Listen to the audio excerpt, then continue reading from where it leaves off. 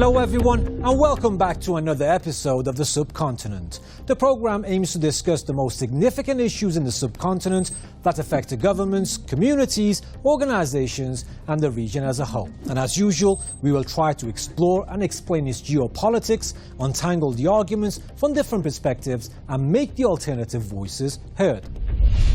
In this edition of the Subcontinent, we are going to take a look at America's disastrous legacy in Afghanistan and the consequences of 20-year-long US military adventurism that plunged the war-ravaged country into unimaginable chaos.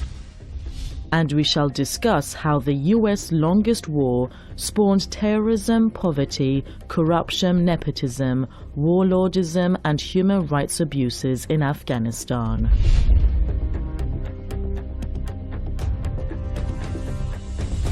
After splurging trillions of dollars to decimate the Taliban, causing death, destruction and displacement, as well as lying to American taxpayers about a disastrous war, US President Joe Biden finally pulled the plug on the 20-year-long adventure, but not before the country plunged into chaos.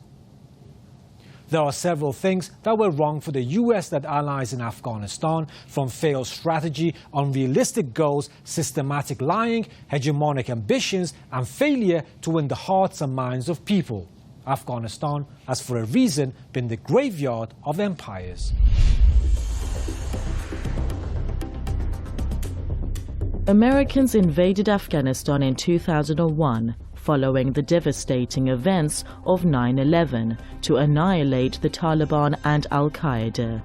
On the paper, the goal was to capture Osama bin Laden, the former CIA ally and the alleged mastermind of 9/11 attacks. But in reality, then US President George Bush and his hawkish Defense Secretary Donald Rumsfeld wanted full-scale war. They saw it as an opportunity to militarily occupy the mineral-rich country lying at the crossroads of Central Asia and South Asia. I think the biggest problem was that we did not have strategic focus at the beginning of this conflict. We had known since 1996 that Osama bin Laden and Al-Qaeda was a threat to the United States and its allies. And yet from 1996 to 2001, we did not effectively deal with this threat. Even after 2 U.S. embassies were bombed in Africa, a U.S. naval vessel was bombed in a Yemeni port, and other attacks were made by Al-Qaeda on U.S. interests. And then when 9/11 occurred, the terrorist attacks on the United States in September 11, 2001, we didn't have a plan other than revenge. And revenge is never a plan. Revenge is never a strategy. We, instead of seeking to come up with the best solution to the problem of Osama bin Laden and Al-Qaeda, we wanted blood. We wanted bodies. We wanted revenge. Our politicians needed to be able to look at the American people and say, we have killed people. We have punished people for the crimes that were perpetrated against us. And anytime you start a war with that mindset, it's not going to go well because you will get distracted. You will get, you will lose track of what you're doing. And this is what happened in Afghanistan. For the past 20 years, Americans splurged trillions of dollars and dispatched Black Hawks loaded with special commandos to Afghanistan. Contrary to what you hear, it was not done for nation building or promoting peace and democracy. The goal was to consolidate the military control over the landlocked country and make it subservient to the US. But the one thing successive regimes in Washington seemed to disregard was history. From the British in 1839 to the Americans in 2021, foreign powers have always faced defeat and disgrace in the strategically located country. What Americans faced, though, will count as the worst strategic and military debacle of the last century.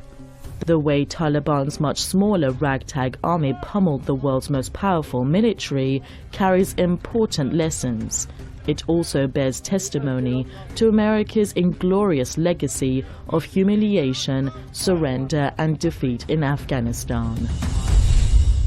The dramatic turn of events in the wake of Taliban's takeover of Kabul last week quite clearly demonstrate the failed U.S. foreign policy gambles and lessons unlearned from such debacles in the past.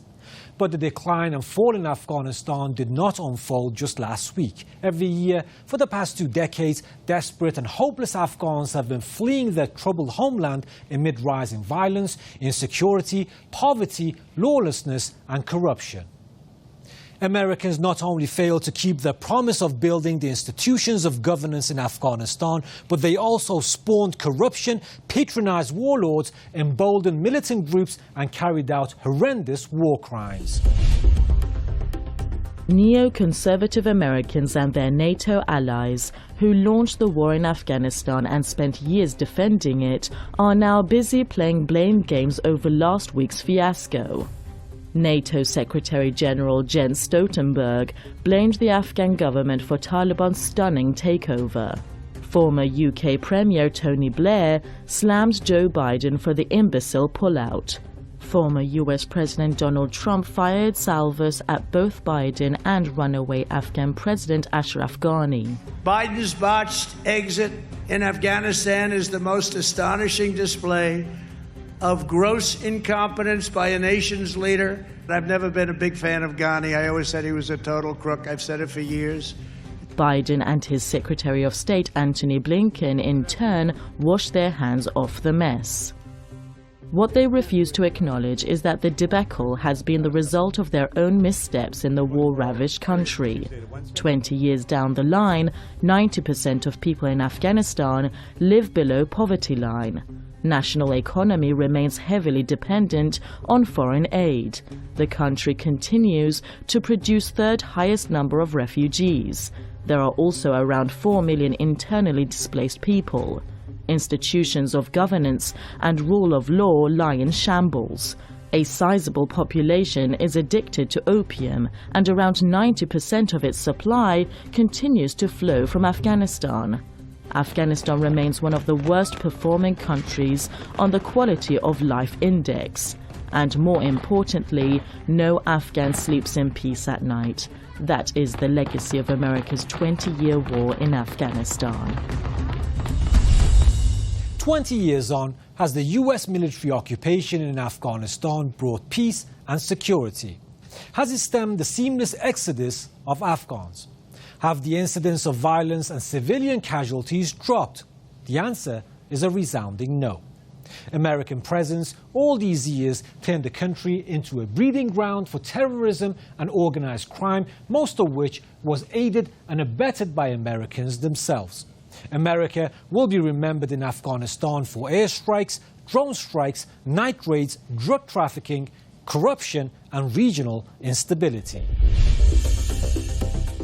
The stated objective of America's military intervention in Afghanistan in 2001 was to dismantle the sanctuaries of Taliban and Al-Qaeda. After the mission was accomplished, the foreign invaders refused to quit. That effectively paved the way for Taliban's resurgence, which came in the backdrop of horrific war crimes by the US and NATO forces. One of the earliest heart-rending tragedies came in August 2008 when 91 innocent civilians, including 60 children and 16 women, were killed in the US bombing of a small hamlet in western Herat province. The perpetrators got away with it. In 2015, around 40 people were killed in a US airstrike that targeted a hospital in northern Kunduz province. They again got away with it. In between these two massacres, many other mass murders took place. The pandemic of impunity continued even as poor civilians vanished into thin air. Americans had the license to kill. Night raids also came to represent the most terrifying tactics of war in Afghanistan, like the incident in southeastern Paktia province in 2010, where 5 civilians, including 2 pregnant women, were killed.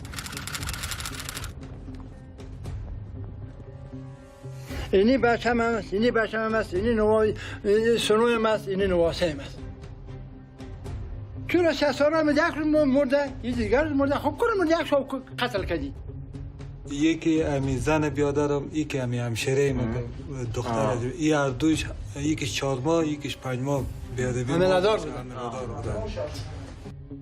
Incidents like these made Afghans feel unsafe in their own homes. Custodial torture became another problematic part of American legacy in Afghanistan, as the International Criminal Court highlighted in its report in 2017. Americans also patronized and sponsored infamous warlords, drug traffickers and military contractors in the country, which only bred widespread distrust. Thus, the debacle of the US and the comeback of the Taliban did not happen overnight. As US Chinook helicopters rushed to evacuate American diplomats from the US Embassy in Kabul last week, hours after Taliban laid siege to the city, it was a déjà vu moment for many. Almost 46 years ago, the US had airlifted its military and diplomatic figures out of Vietnam after Saigon fell to the North Vietnamese forces. Although Biden insisted that Kabul was not Saigon, the comparisons were natural. The images of a Chinook helicopter circling above the US Embassy in Kabul underscored how Americans had failed to learn lessons from Saigon, repeating the same blunders and facing the same results. Both Afghanistan and Vietnam bear striking similarity in terms of the American legacy of lies. Pentagon Papers, the secret government documents published in 1971, illustrated how then US President Lyndon Johnson systematically lied about the US military operations in Vietnam. Almost 48 years on in 2019, Afghanistan Papers published by the Washington Post disclosed the pattern of lies and obfuscations about America's war in Afghanistan. The biggest commonality is American hubris, the notion that we can come in and we can dictate a solution. We tried that in Vietnam and we failed because once again we supported a corrupt government that was operating against a legitimate popular resistance in the Viet Cong and a legitimate government in North Vietnam that was supporting the Viet Cong. We were never going to win in South Vietnam. And in Afghanistan, the same thing. We came in and we removed the Taliban, but we kept treating the Taliban as if it were some sort of foreign entity instead of recognizing that the Taliban was an expression of Pashtun tribal reality, that they were Afghan. And so you can't sit there and say, well, we're going to remove the Taliban, because the Taliban is Afghanistan.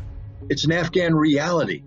And the fact that the Taliban survived 20 years of incessant warfare and emerged stronger today than they were in 2001 is proof positive that many Afghan people support the Taliban, support what it represents.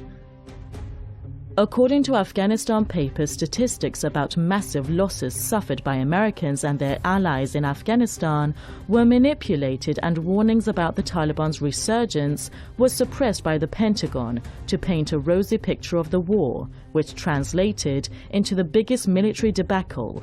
It said the US military had resorted to an old tactic from Vietnam and Afghanistan, manipulating public opinion. It didn't happen overnight. From George Bush to Joe Biden, all American presidents have been complicit in the catastrophic situation in Afghanistan, especially by perpetuating delusions about the unwinnable war.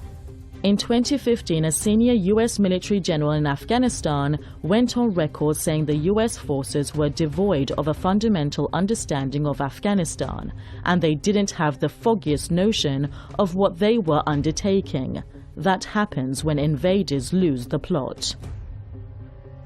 The war in Afghanistan, like the war in Vietnam, was based on false premises and was bound to result in a disaster. Will Americans take lessons from it or repeat the same missteps somewhere else? Only time will tell. The only people that can hold the United States to account are the American people. And while I'm hopeful that the American people will look back on what has happened, be embarrassed by this, and seek some sort of accounting of a leadership, an American leadership that has lied to them for 20 years, it isn't going to happen. The American people were not vested in Afghanistan. We didn't lose enough American soldiers. I mean, 2,400 is a lot, but not enough to make the American people care. Tens of thousands of wounded is a lot, but not enough to make the American people care. Now, to have more insight, we are joined by Mark Sloboda, an international relations and security analyst.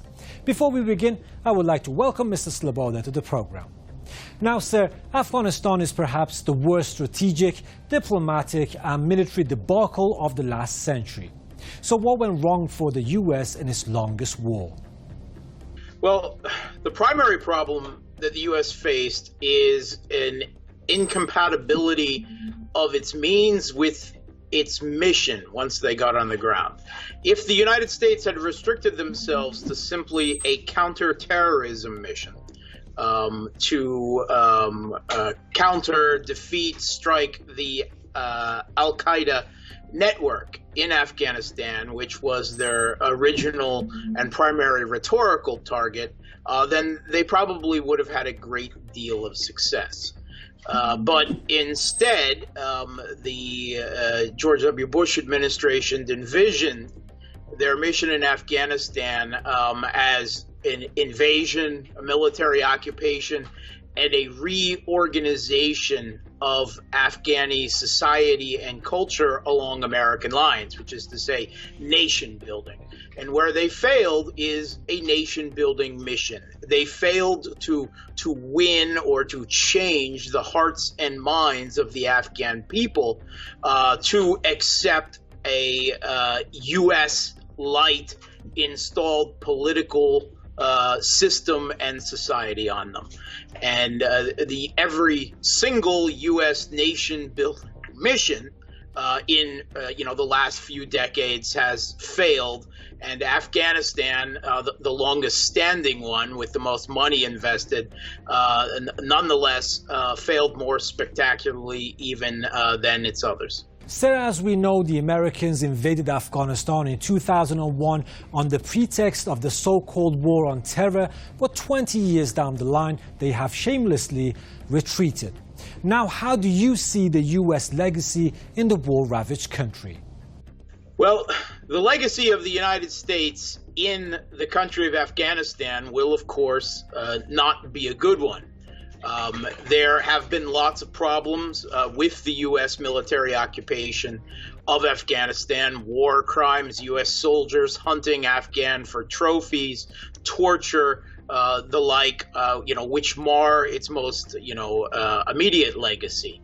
The failure of the United States to build infrastructure, institutions, schools, actually place a lot of Afghans as remembering the Soviet occupation during the Soviet intervention in the late 1980s, early 1990s more favorably because of what the Soviet Union, left in its place. The U.S. is leaving mostly behind military equipment of a light counterterrorism nature, and with the United States itself having spent some, depending on your account, some $2 to $3 trillion of its own taxpayers' money on a essentially completely failed nation-building mission with very little left to show for it. Mr. Sloboda, with the Americans retreating from the graveyard of empires after 20 marathon years, shouldn't they be held accountable for wreaking havoc in the country? Should the United States be held accountable for its crimes in Afghanistan? The U.S., in the pursuit of this mission, committed numerous war crimes against the Afghan people. Should it be held accountable for these and for its acts of aggression? Yes, absolutely. Will it be? No, absolutely not. The United States is a member of the UN Security Council, a permanent member. Two of its partner for its military occupation of Afghanistan. The United Kingdom and France are also permanent members of the Security Council. And currently, under international law, there really exists no mechanism to hold a permanent member of the Security Council accountable because of their veto power over, not only the International Criminal Court, but the UN Security Council itself. So they will ultimately not be. The only hope for that is the court of American public opinion, and unfortunately that is even less likely. One last question, sir. Now, with Taliban firmly in control, do you see any role for the U.S. in Afghanistan from now on? Well, the Taliban is not firmly in control of Afghanistan. First of all, there does remain some political and possibly military resistance in the Panjshir Valley. And this is centered around the figures of the, until recently, U.S. installed regime vice president Saleh, who is a figure who has worked closely with the Central Intelligence Agency in the past. And the figure Ahmed Massoud, whom, of course, is the son of his famous Jamhuriyat father. And he is being used as a figurehead by those who seek some type of military resistance in northern Afghanistan, to echo the long Northern Alliance resistance to the Taliban 1.0. But perhaps ultimately the further U.S. role in Afghanistan will be one of spoiler. If they can't control the country, they will make sure that they economically strangle the Taliban, and so doing will try to destabilize the country. Once again, because they fear that Russia and China and Iran, seeking stability in the region and a pathway for the Belt and Road and other economic initiatives, will move into the country. That, of course, does not mean militarily, but it means trying to shore up, a new Taliban government economically. The U.S. will attempt to strangle that with sanctions, with control of the IMF. They've already frozen the Afghan state's international reserves, currency reserves, and they will do everything possible to strangle the economy of an Afghanistan ruled by the Taliban in an attempt to continue to destabilize the situation. If they can't control it, they will want it destabilized for the surrounding Eurasian powers. Mr. Sloboda, thank you for your precious time and knowledge. Now, let's see how the people have reacted on social media and cyberspace on the turn of events in war-ravaged Afghanistan and the disastrous U.S. legacy. US-based historian and podcaster Ali Olumi says Taliban took advantage of the system built by the US in Afghanistan, based on corruption, bribes and payoffs. Ben Norton, a journalist and filmmaker based in Latin America, notes that Americans were not in Afghanistan for nation building, but to exploit its rich mineral resources. European Parliament Mick Wallace asserts that the US-NATO project in Afghanistan was designed to enrich the military-industrial complex at the cost to Afghans. American journalist Kurt Millis quotes from an article by a former US Marine in which he accuses the US politicians, elites and military leaders of lying about Afghanistan for 20 years. Hu Shijin, a Chinese journalist, notes that defeat in Vietnam buried the American leadership and Kabul did it again, warning that Asia will turn into super graveyard of the US empire. And that was our episode on the ignominious end to America's longest war in Afghanistan and the disastrous legacy it leaves in the war-ravaged country after 20 long years of military occupation. To watch a melange of the best bits and pieces of our show and more Subcontinental updates, follow us on social media platforms and don't forget to give us your feedback. We shall meet again, same time, same day next week. So till then, take care.